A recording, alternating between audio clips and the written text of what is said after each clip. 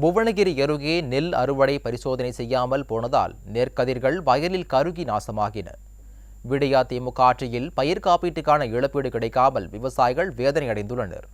கடலூர் மாவட்டம் புவனகிரி அருகே எசனை கிராம பகுதியில் விவசாயிகள் பலருக்கும் பயிர் காப்பீட்டுக்கான இழப்பீடு கிடைக்காமல் தவித்து வருகின்றனர். வீராணம் ஏரி கடைமடை பாசனத்தை நம்பி ஆண்டுக்கு ஒருமுறை மட்டுமே விவசாயம் செய்து வரும் விவசாயிகள் பயிர் காப்பீடு பிரீமியம் தவறாமல் கட்டியும் கடந்த 2 வருடங்களுக்கு மேலாக இன்சூரன்ஸ் தொகை வழங்கவில்லை.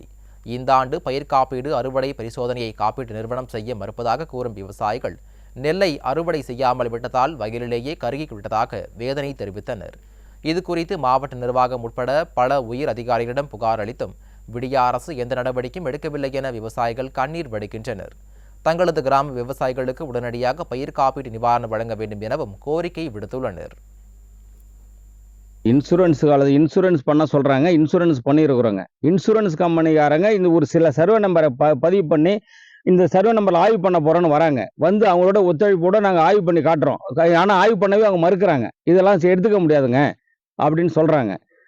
திரும்பி மறு ஆய்வு பண்ணி எங்களுக்கு போய் கடைசி நிலை எங்களுக்கு இந்த இன்சூரன்ஸ் வந்தாலும் மட்டும்தான் எங்களால் வாழ்வாதாரம் எங்களை நீடிக்கும்.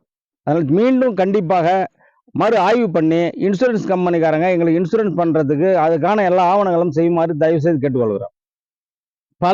பல ஆண்டுகள் நாங்கள் காப்பீட்டு தொகை கட்டி எங்களுக்கு இழப்பீடு கிடைக்காத காலங்களிலே எங்களால் பயனடைகின்ற காப்பீட்டு நிறுவனம் பாதிக்கப்படுகின்ற போது எங்களுக்கு ஓடோடி வந்து கலாய்வு செய்து தர வேண்டியது காலத்தின் கடமை என்பதை உணர மறுக்கிறார்கள்.